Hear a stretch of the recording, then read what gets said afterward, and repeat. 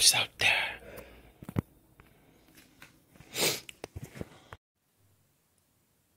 Hello everyone.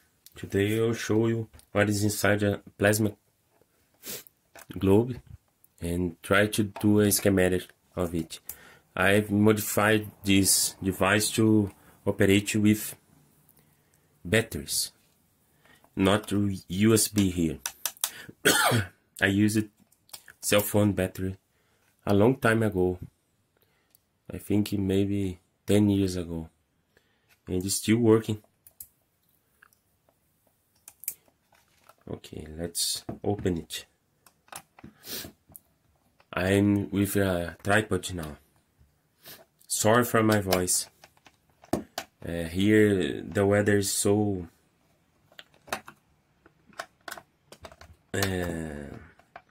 how can I say it in English? Without humidity. Dry, so dry. And they burn a lot of things. Don't have nothing to do. To clean their properties, they take fire in the vegetation.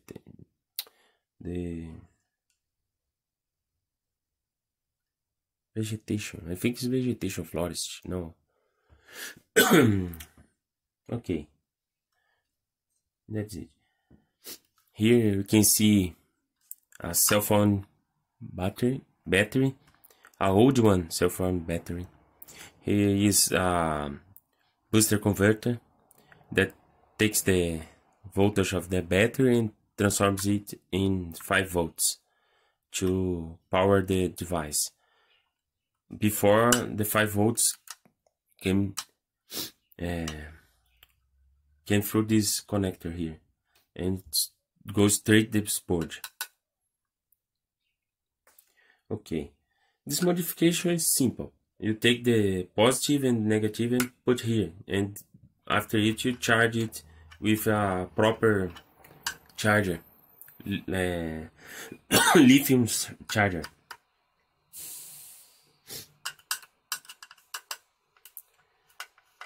I think, let me remember here. Okay, you can take these 2 screws here out.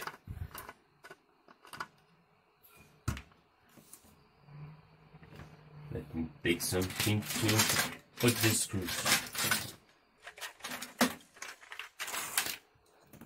here.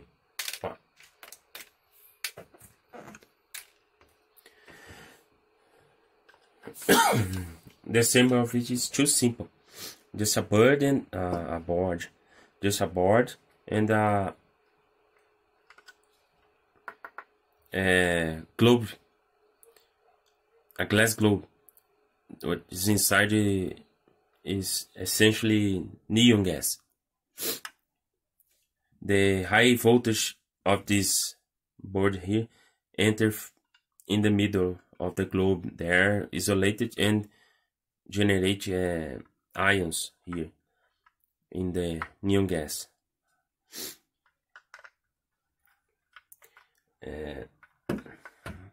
Oh my god, this screw is too bad.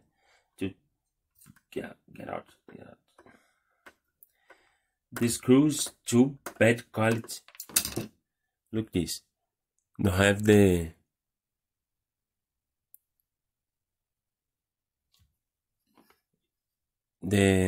correct shape to take the screwdriver.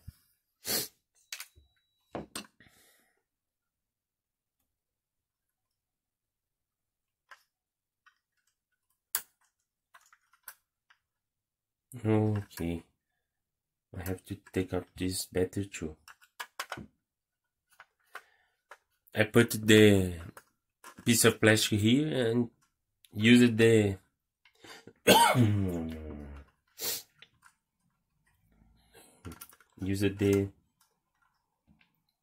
holes that were the plastic case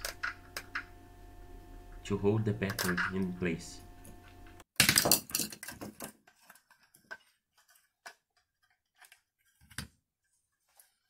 On this side you can see what I think it's a old school display, like a television, a small television or visor of a camera, I don't know. It's a playback with the classical red wire here. There are only 3 capacitors and one capacitor electrolytic capacitor, a resistor and 2 resistors and a transistor. I think this is a transistor, I don't know. Let me see. D882. I think it's a transistor. Okay, I'll try to do the schematic of it. It's too dangerous. Take on this, but I try to. Okay, it's working. Very dangerous. Openness. Okay.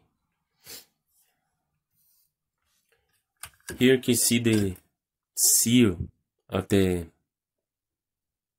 globe. It's through here they put the gas and lock it, seal it with gas. If the glass, they heat it and smash it to make a seal.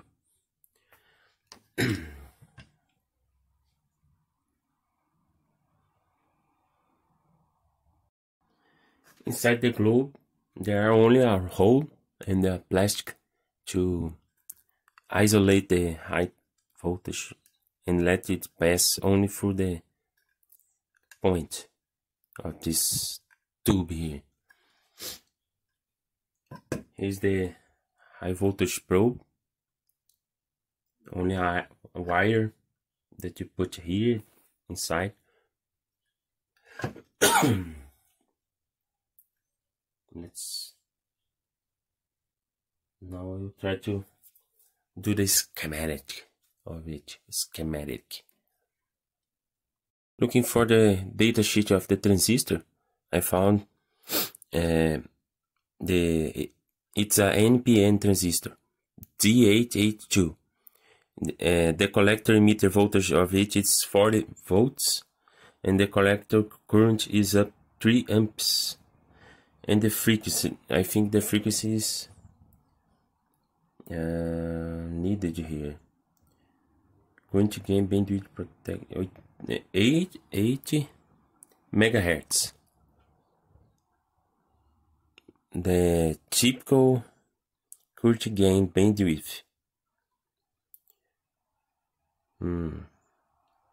Okay, so it's designed to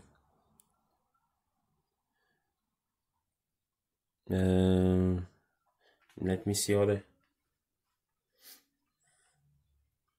other data sheet here of the other manufacturer.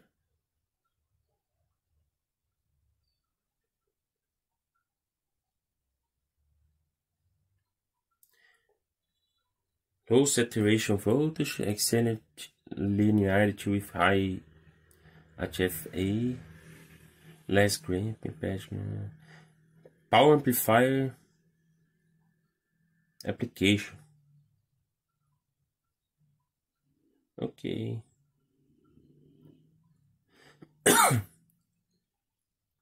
Here it says 90 megahertz.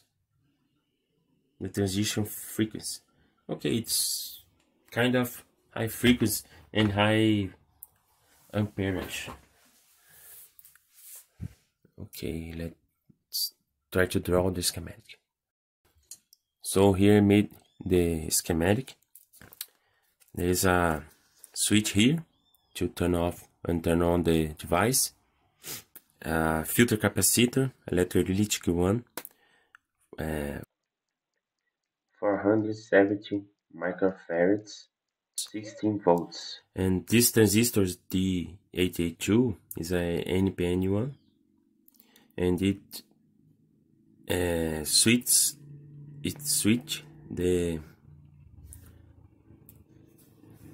coil of the flyback, and in its base it have a oscillator, RCL oscillator, formed by the impedance of the coil and this capacitor and this resistor and this resistor too. It make a oscillator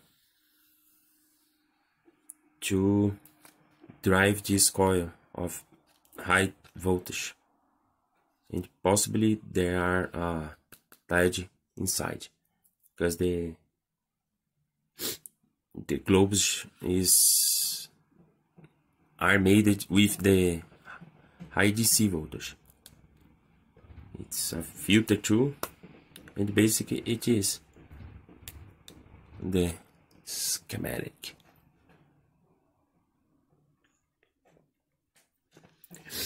So I'll try to measure the frequency of it to see, and the consumption, I don't know, the consumption is too low because this battery Is 800 milliamps and it takes 2 hours to or more to become empty. Let me see here, okay, what I can do. So this is the frequency, almost 18 kilohertz, 17.9 kilohertz.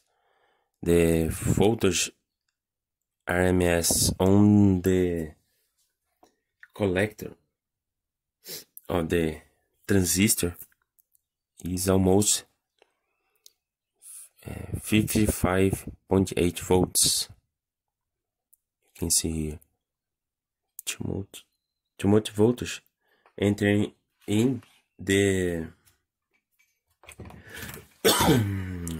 let me see something here. Yes, I'm reading not wait, I'm not reading well. Sorry, the probe was not on 10 times, only the oscilloscope. Now you can see the voltage RMS is about 6 volts and the frequency is about 18 kilohertz. Very nice.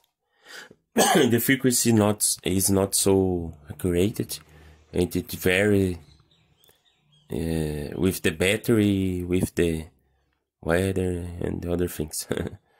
But basically in this range, 18 kilohertz.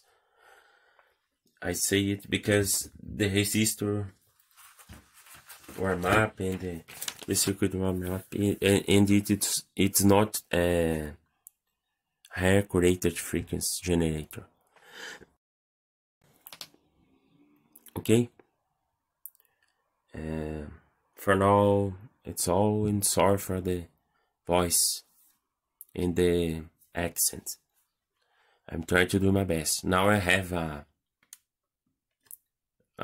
tripod. It's very good. It's much easier to manipulate the things. I can read it like this. And that's it for now. Thank you for the watching and the views, and subscribe my channel and support me.